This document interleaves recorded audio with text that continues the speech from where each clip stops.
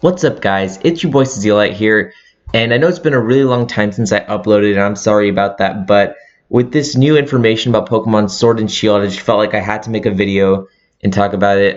As for Soul Silver and all that, that'll be coming back soon. Just wait. I'm sorry, it's been a while. There's been a lot of stuff going on, but I felt like I really needed to talk about this. Even though I'm a very small channel, I just wanted to voice my opinion on this topic.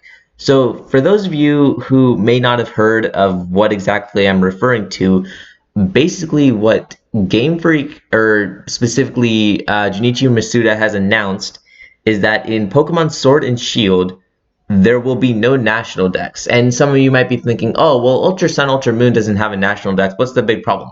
Well, here's the thing. Ultra Sun and Ultra Moon don't have a national dex, but they still have all of the Pokemon that have been released. What's happening with Pokemon Sword and Shield is that they're not going to have all the Pokemon that have been released. They're going to take a select, I don't know how many, maybe, the regional dex in Ultra Sun, Ultra Moon had around 400, so maybe in this game you can expect somewhere from 400 to 500, maybe 600 is pushing it, I don't know. But they're going to take that number of Pokemon, so not all 800 plus however many they add in Galar. They're going to have a limited number. They're going to put those into the Galar region Pokedex, and that's all you can have in Sword and Shield. So that means that certain Pokemon are not going to make the cut for Generation 8. And on the Switch, you're not going to have those Pokemon at all. So an example of this, and I mean, obviously we don't know what Pokemon are or aren't going to make the cut yet, but say like Druddigon from Gen 5, that might not be in Sword and Shield. So if that's your favorite Pokemon, which I mean, but very well could be someone's, it's not that popular, but you never know. Pokemon is one of the biggest, it is the biggest media franchise, so it's not hard to think that that could be someone's favorite, might not end up in Generation 8 games. And so if you've been on Twitter or anything over the past few days, you've probably noticed that people are in uproar over this. And for, I would say pretty rightful reasons. Looking at it objectively, it doesn't really make too much sense for there not to be all the Pokemon in this game. And so when this was originally announced, it was about 2 days ago. Or I'm not sure when I'm uploading this video, but from when I'm recording it, this was 2 days ago. And so there was the Pokemon Treehouse Live at E3. They were showing gameplay of Sword and Shield, and everything was going pretty great until like near the very end. Masuda says he's going to make an announcement, and what he says, or what the translator says, he says, is that with Pokemon Home, which is the basically replacement for Pokemon Bank, this is how you're supposed to be transferring your old Pokemon into Sword and Shield, or it's like a way, it's a place to store it. So you can transfer Pokemon there from Bank, you can transfer there from Let's Go, and you can transfer there from Go. And then the only way that it can leave home is to go to Sword and Shield. So when this was initially announced a couple months ago, people were like, oh, okay, that's cool. We'll put all our Pokemon in home, and then we can put them all in Sword and Shield.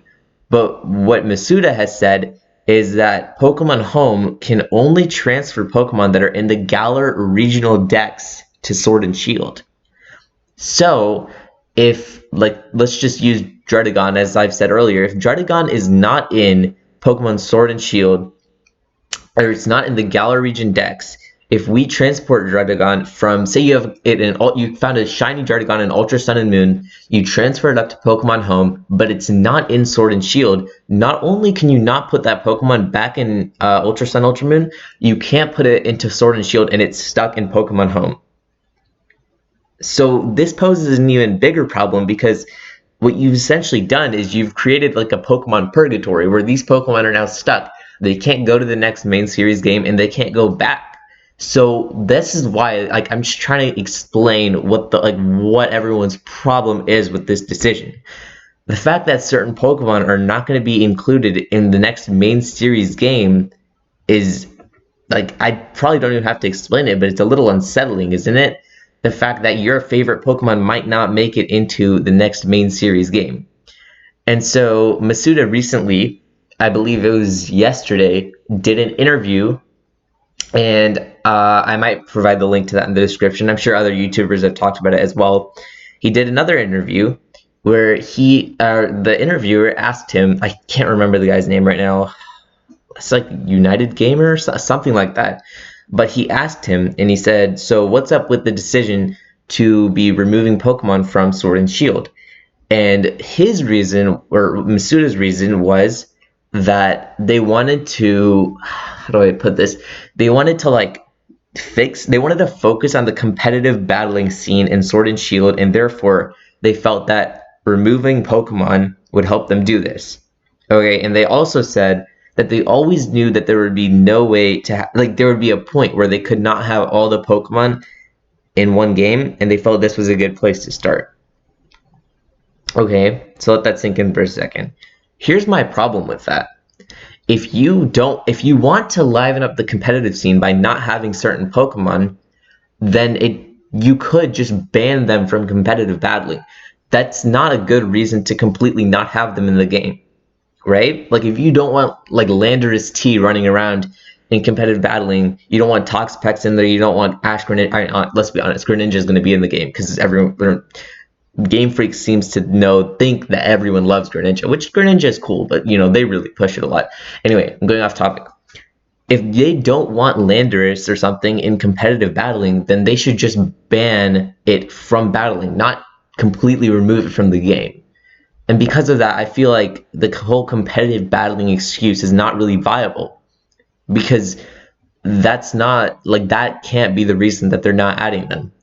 There's no real reason to. There's only one reason that you can have a main series Pokemon game where you don't have all the Pokemon, and that is time. That's because you didn't have enough time to add the Pokemon. Because any other excuse, it has a counter, like the whole competitive thing. You could just ban them from competitive, not have them in the game at all, right?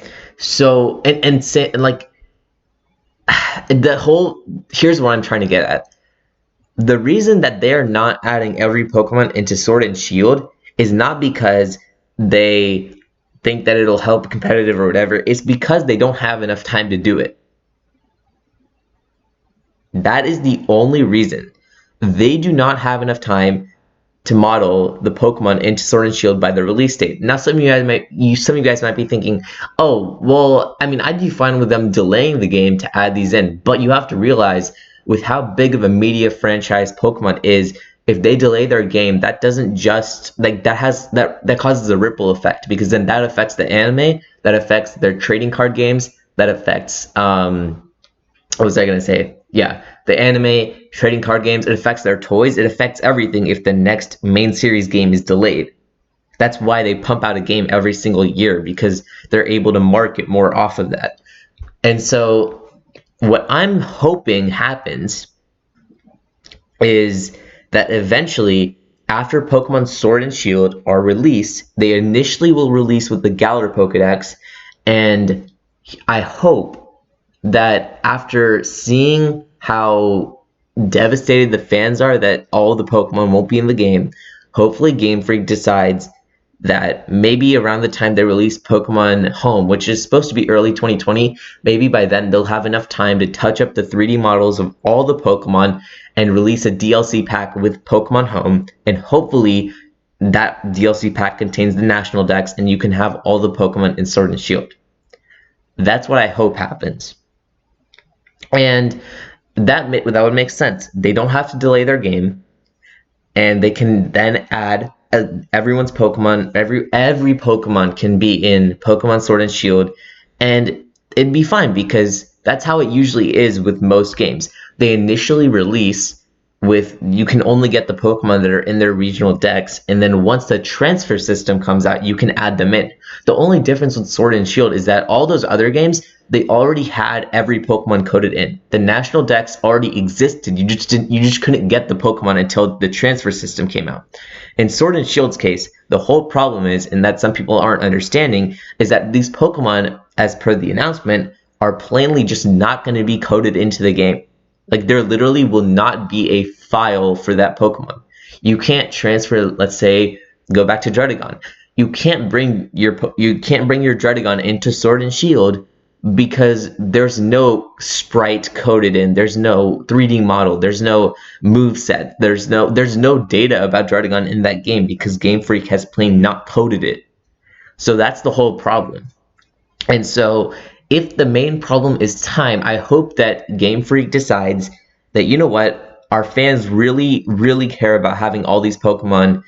And so when we release Pokemon Home, or maybe even a little bit after that, we'll release a DLC pack with every Pokemon in it. So you can have the National Dex in Sword and Shield. Because let's be real, that whole entire Treehouse Live, everything about Pokemon Sword and Shield looks amazing. The only problem people have is this. Because if you look at everything, you look at the wild area, you look at all the new features, the graphics, it looks amazing. This is the best a Pokemon game has looked. And the fact that you're not going to be able to enjoy this amazing experience with all of your favorite Pokemon potentially, that's a really big bummer. The whole concept of a dream team can be ruined with this game. And yeah, so before I go ahead and end this video, I do want to touch on one more thing. What earlier I said that the translation of what Masuda said was that Pokemon can only be transferred from Pokemon Home into Sword and Shield if they appear in the Galar region Pokedex. That's what the translator said that he said. But if you actually if you see what he said in Japanese, what he really said, he did say that, but he also said that this is a policy shift, and that going forward, I meant, you're never going to see a Pokemon game with every Pokemon in it. So even if a year after Sword and Shield comes out, they have Diamond and Pearl remakes, based on what Masuda said, even that game will not have all of the Pokemon that exist. And because of that, that game will probably, it might add different Pokemon, like say Sword and Shield, it doesn't have all the Sinnoh. If they do a Diamond and Pearl remake, they're obviously going to have the Sinnoh. So what they're going to add all the Sinnoh Pokemon, but it still might be missing some Unova Pokemon, some Hoenn Pokemon. I'm fairly certain, because of Pokemon Let's Go, that all of the Kanto Pokemon will probably be in there. Maybe they might exclude Mew or something because it's a mythical, I don't know. But the main point is they're not going to have a compatible Pokemon. Like, they're not going to have a compatible like game pool. So like, we know how like when Oras came out, you could still battle between Oras and X and Y.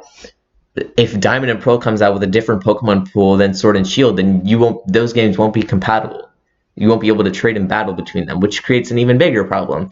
And so I hope Game Freak realizes what problem this whole not having a national dex causes, and hopefully they decide that, you know what, after seeing the fans' input, we are going to try and change this. And it doesn't have to come out at launch. I'm pretty sure with Sun and Moon, it took a year before you could transfer other Pokemon from the national dex into it. The fans are willing to wait as long as there's something to wait for. And so as long as Game Freak decides that they're going to add the national dex into Sword and Shield, the fans will be happy. And you can see other YouTubers out here, I'm not going to name specifically, but I'm pretty sure you know exactly who, and a way bigger YouTuber than me, is stating that fans who are upset about this decision are dumb, and you can tell by his likes and dislikes, people do not agree with him.